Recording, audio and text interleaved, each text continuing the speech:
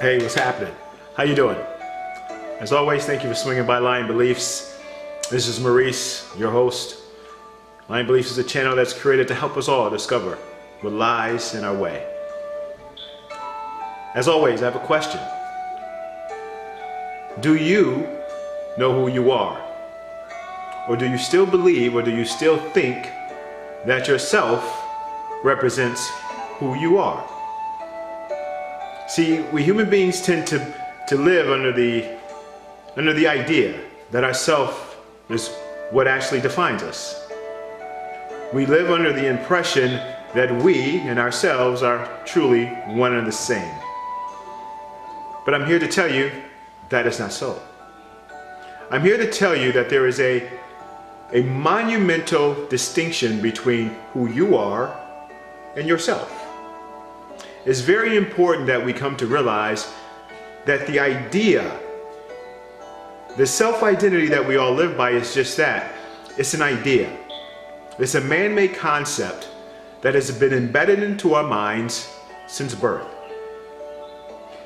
These ideas eventually become fastened, etched in stone into our subconscious mind. Within our minds is where we spend our time, by way of our attention. From the moment we wake up into the day, until the end of the day, when we do lay down to retire for the evening, we are constantly lending our attention to what's in our minds. But here's the thing. The majority of the information that we lend our attention to is usually information that is not beneficial, serves us no good, makes us feel like crap, stresses us out, creates fear and worry. But this is how we live, and for some odd reason, even though it doesn't feel right, we think that this is normal.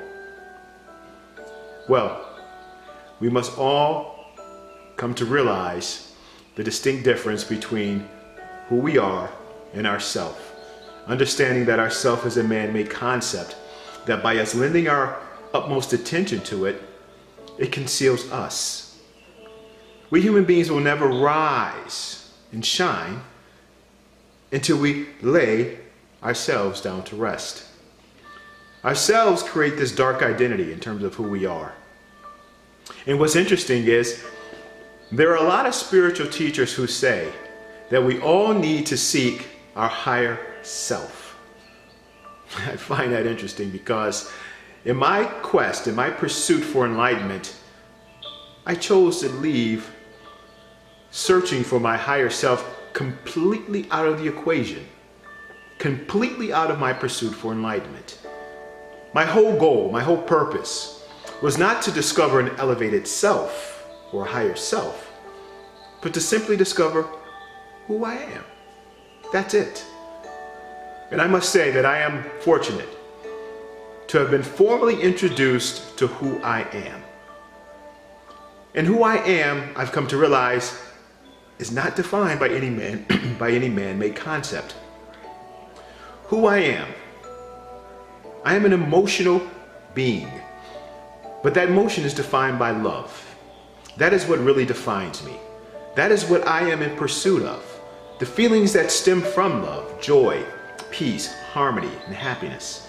That is what defines who I am, because those feelings that I just shared with you are congruent with my nature. It makes me feel good. It doesn't contradict anything about me. So therefore, that is what defines me. When I arrived here, that's all I was. I was just an emotional being, feeling my way through life. But the thing is, the moment these self-identities, these concepts begin to grab hold of my attention, I stop. All of a sudden, we all stop feeling and experiencing life the way we should, or feeling our way through life. We begin to think our way through life based upon the information that lies in our minds. This is why we are not free. This is why we are considered lost souls. Because the soul of who we are, which is simply the awareness, that is what defines the soul, the energy of light. That is what the soul is. El Sol, which is the sun, through every single breath I take represents the energy of light.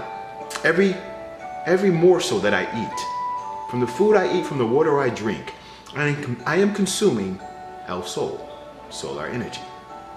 This, my friends, is what defines me as a living soul. See, we have a religious idea that is not clear in terms of what a soul is. I am the only human being who has ever put two and two together, so to speak, who has ever provided such a rational theory in regards to what defines us as living souls. At any rate, we need to understand that there's a distinct difference, like I said, between who we are and ourself. Because if we don't come to that clear understanding, and we continue to live under the impression that our self defines who we are, ourselves will never respect us. That's the whole thing. You ever hear the expression, I have no self-respect, or I lack self-respect? Well, the reason why we lack self-respect is because ourselves really don't respect who we are. Ourselves are constantly controlling us, bullying us, determining how we should live. And because we don't know who we are, this is what gives ourselves power. This is why ourselves don't respect us. Until you discover who you are, yourself will never respect you. Hence, this leads me to self-discipline. Ourselves need to be disciplined. Something fierce. Self-discipline. Until you discover who you are, you will never ever discipline yourself. You will never do it. But it's ourself that really needs to be disciplined. Ourselves, we need more self-control. And you will not have self-control until you discover who you are. And by discovering who you are, do you know what happens? You separate. You disconnect from yourself. And you understand exactly who you are and what represents yourself. Now, to discover who you are, please know, a lot of people may think that in order to discover who I am going to have to lose myself, which means a part of me is going to die. Well, that's true. But here's the truth though.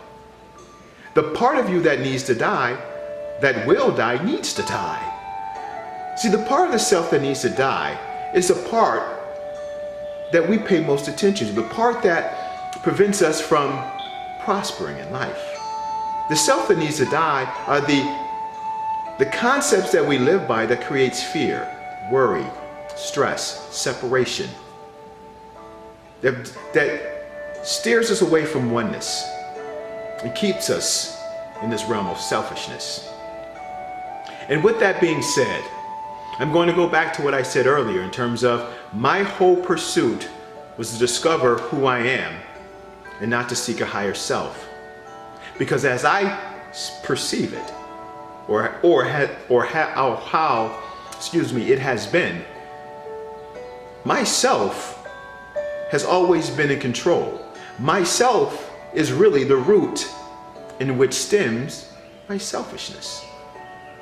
So therefore, I don't need to focus on trying to discover a higher self.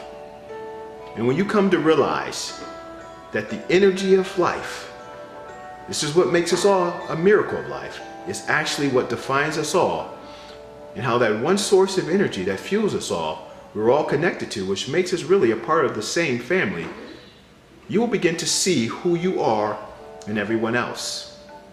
Not only in everyone else though, but in everything else. Everything. You will begin to see and realize your energy in everything. Because it is. It's just manifesting itself differently through all of us. There's only one source of energy that represents everything. And we're a part of it all. So until we realize that, unfortunately, the madness, the mayhem, all the things that is not congruent with our nature is going to continue to rule our reality. So you don't have to let go or lay to rest the parts of you that you love. Even if it's a cultural experience. Anything that you've grown to love, hold on to, because that is truly a part of you. Love is your identity. So anything that you truly love represents who you are. Hey, as always, I hope you got some value out of this. And until next time, thank you once again for stopping by. And as always, peace and one love. I'm out. Be good.